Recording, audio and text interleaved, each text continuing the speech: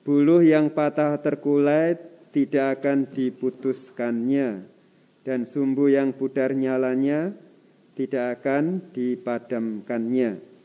Ini teks yang sangat kita kenal, ada lagu ya, lagunya seperti itu. Tahu lagunya? Buluh yang terkulai takkan dipatahkannya. Ya. Nah, Injil Matius dalam teks ini mau menunjukkan sisi Yesus yang lemah lembut. Sisi Yesus yang lemah lembut. Kelemah lembutannya itu dilihat para murid ketika orang-orang Farisi bersekongkol untuk membunuh Yesus. Yesus tahu maksud mereka, dikatakan itu. Lalu menyingkir dari sana. Yesus menyingkir. Satu, dia tidak langsung menghadapi frontal. Bisa Yesus menghadapi orang-orang itu. Tapi Yesus tidak mau, dikatakan, lihat hambaku itu, ia tidak akan berbantah. Ia tidak akan berteriak. Suaranya tidak terdengar di jalan-jalan. Yesus menghindari orang-orang yang melawan dia, lalu tetap melakukan karyanya sampai waktunya. Yesus bisa berbantah. Dan kita sudah tahu banyak kali Yesus berbantah dengan orang Farisi sebelumnya, dan selalu mereka kalah. Bahkan kalau Yesus mau menghancurkan dengan kuasanya sebagai Allah, ya bisa. Tapi itu nanti digambaran dari Allah perjanjian lama yang kita bisa dengar dari bacaan pertama, ya, nubuat Mika, ya, bersabda, celakalah orang-orang yang merancang kedurjanaan, ya, dan merencanakan kejahatan di tempat tidurnya. Sungguh aku merancang malapetaka terhadap kaum ini. Dan kalian tak akan dapat menghindarkan lehermu daripadanya. Perjanjian lama sungguh sangat menggambarkan Allah yang maha kuasa. Bahkan Sodom Gomora dihancurkan. Tetapi Yesus mau membarui Taurat, bukan meniadakan. Mau menunjukkan sisi Allah yang sungguh berbelas kasih, Allah yang lembut hati, Allah yang memberi waktu. Buluh yang terkulai patah, itu tidak hanya kita yang mungkin putus asa atau karena persoalan kita, tetapi termasuk orang-orang yang mau melawan Tuhan, orang-orang yang berbuat kelaliman. Mereka adalah kelompok yang sebenarnya buluh yang patah, terkulai. Artinya hidup mereka tidak sesuai dengan firman Tuhan.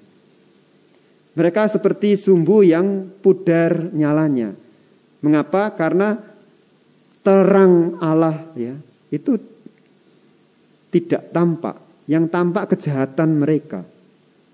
Jadi dalam teks ini sebenarnya buluh yang patah, terkulai, sumbu yang pudar nyalanya itu lebih ditunjukkan mereka-mereka yang merancang kedurjanaan dalam hidupnya. Yang hidupnya tidak seturut firman Tuhan. Mereka itu sudah habis di mata Tuhan. Tapi Tuhan tidak mau menghancurkan mereka langsung. Tuhan memberi waktu. Ya, maka itulah kelembutan hati Allah. Kerahiman Allah. Belas kasih Allah. Masih memberi kesempatan. Sampai kapan? Dikatakan sampai Tuhan menjadikan hukumnya menang. Sampai Tuhan menjadikan hukumnya menang. Maka tidak perlu berpikir, loh lah enak orang-orang itu nek Tuhan berbelas kasih. Ya. Enak orang-orang yang berbuat jahat, yang berbuat curang, yang enggak baik hidupnya. Enggak, Tuhan memberi kesempatan. Tetapi nanti ada saatnya Tuhan menjadikan hukumnya menang di atas semua. Pengadilan tetap ada. Ya. Pengadilan tetap ada seperti di Matius 25. Nanti tetap akan dipisahkan kambing dan domba. Tapi bahwa Allah memberi kesempatan. Maka saudara yang terkasih, sabda Tuhan ini mengajak untuk kita, murid-murid Tuhan, juga melihat hidup kita dengan kacamata Dia sebagai Allah yang penuh belas kasih, Allah yang lembut hati. Beberapa bacaan Injil minggu kemarin, minggu yang lalu tentang belas kasih. Ya.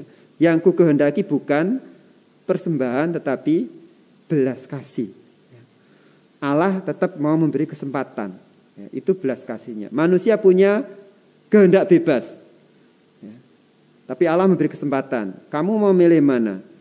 Kamu mau milih saya, ikut saya, atau tidak? Ya. Tetap diberi kesempatan. Dan nanti ada waktunya. Ya. Waktu akhir. Maka sekali lagi kita murid Tuhan diajak untuk juga memakai kacamata Tuhan. Artinya juga tidak hanya sekedar kacamata, tetapi juga hati kita, hidup kita juga memiliki belas kasihnya, memiliki kelembutan hatinya untuk melihat lalu menerima peristiwa-peristiwa di dalam hidup kita. Peristiwa yang bisa kita pahami maupun peristiwa yang tidak bisa kita pahami. Ya. Ada banyak peristiwa yang bisa kita pahami, lalu kita bisa mengerti. Lalu kita bisa bahasa Jawanya legowo, ya, legowo menerima.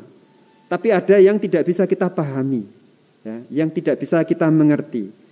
Hanya lalu kita seolah mau membutakan mata kita mau ikut Tuhan saja. Aku tetap harus punya hati yang lembut, tidak keras hati, mau menerima meskipun aku belum mengerti. Ya, meskipun aku belum mengerti. 2 hari lalu ada umat datang, nangis-nangis, aktif di gereja. Aduh Romo, saya ini, ya maaf punya hutang sana sini. Nah kemarin tuh ada di HP itu tertulis bank tertentu ya.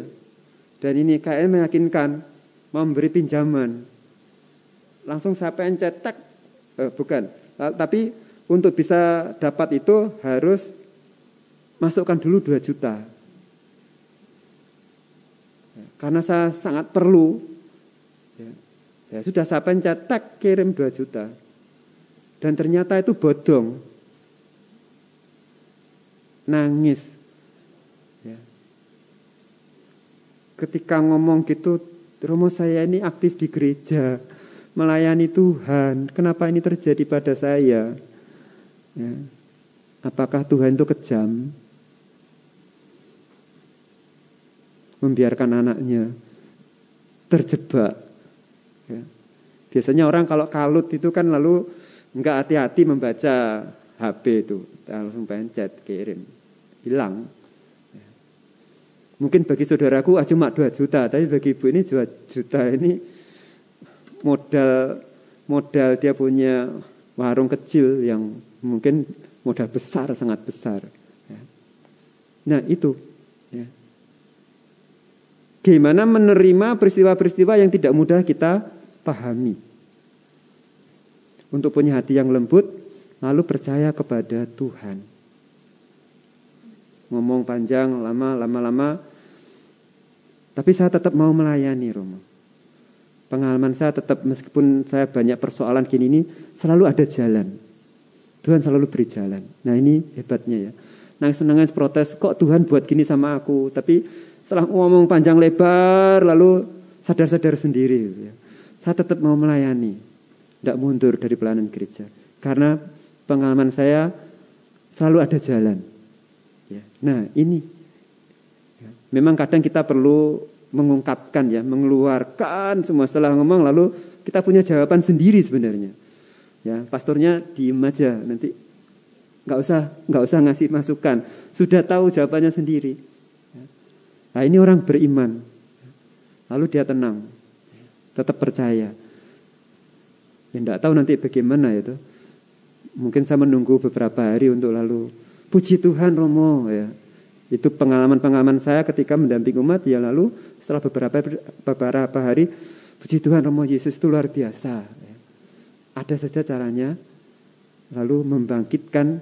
Nah, ini orang-orang yang juga tadi ya, buluh yang patah terkulai. Ya. Tetapi Tuhan, dalam hal ini Tuhan mau tanda kutip ya, meneguhkan, menguatkan umatnya melalui peristiwa yang tidak enak. Seperti vaksin ya. Orang ini rajin ke gereja, saya tak kasih vaksin ben luwih kuat, tak kasih peristiwa ini. Dan ternyata dia tetap bangkit. Ya. Lalu saya yakin setelah peristiwa ini nanti dia semakin kuat menghadapi hal-hal yang sulit dipahami. Nah, ini ada kalanya kita terkulai, bahkan lemas, ya, patah. Tetapi karena memang Tuhan mau meningkatkan level hidup kita. Nah, kita paham ini. Yang kedua, memang juga bisa jadi karena kita sulit memahami peristiwa-peristiwa yang mungkin bukan berkaitan dengan kita atau bahkan dengan kita, yaitu tadi kedurjanaan, kejahatan orang lain terhadap kita atau terhadap orang lain. Sulit mengerti. Nah, yang misalnya, kenapa itu koruptor kok tetap hidup? Ya, kok malah kayaknya enak mereka ya. Saudara, sulit kadang kita terima. Orang yang kecil semakin tertindas, yang punya kuasa dan kekayaan, ya bisa melakukan apa saja. Nah, bagaimana memandang ini? Kelembutan hati Allah tadi, Tuhan memberi kesempatan kepada mereka. Ya. Dan ini supaya kita harus ingat, Tuhan memberi kesempatan, bukan berarti Tuhan membiarkan dan setuju, tidak. Tuhan memberi kesempatan. Mereka juga sama, lebih parah adalah orang-orang yang patah sebenarnya, yang terkulai, yang hidupnya tidak sesuai dengan yang sebenarnya, sesuai dengan kehendak Tuhan. Tuhan kasih kesempatan, tapi ada saatnya. Nah, ini yang untuk melegakan kita murid Tuhan, ya. Tuhan akan memenangkan hukum-hukumnya. Maka yang pertama, melihat hal yang tidak mudah itu, kita tetap mau menerima dan berdoa. Oh iya, Tuhan mencintai semua anaknya, termasuk mereka yang berbuat jahat, yang berdosa. Yesus datang untuk orang berdosa, untuk orang jahat. Bukan setuju dengan yang mereka lakukan, tapi memberi kesempatan. Maka anak-anak Tuhan juga punya kacamata ini. Iya, kamu jahat ya, tapi Tuhan tuh mengasihi kamu, memberi kesempatan. Saya juga. Bukan berarti saya setuju dengan tindakan jahatmu, hal tidak baik yang kamu lakukan. Saya tidak setuju, tapi saya mau seperti Tuhan, memberi kesempatan. Ayo, kapan kamu berbuat baik? Kapan kamu menjadi baik? Nah, kita bisa ngomong seperti itu. Artinya kita sendiri lalu bisa mudah menerima, bahkan mungkin teman-teman kita seiman yang mungkin kelakuannya itu jahat. Ya. Supaya kita tidak malas, aku ke gereja itu ada orang-orang yang jahat di situ. Ya. Ngambil uang gereja, gini-gini ya. Nah, malah kita menjadi jauh dari Tuhan. Ya. Baik, saudara yang terkasih, mari kita memakai kacamata Tuhan, kacamata belas kasih, kacamata kelembutan hati, ya, untuk menerima apapun yang terjadi yang sulit dalam hidup kita, karena Tuhan tetap mengasihi kita. Yang kedua juga untuk memandang baik orang lain, bahkan yang jahat, karena Tuhan juga memberi kesempatan kepada mereka. Semoga kita selalu dalam perlindungan dan pertolongan Tuhan. Juga kalau kita mungkin jatuh dalam kesalahan, belas kasih Tuhan juga berlimpah untuk kita. Amin.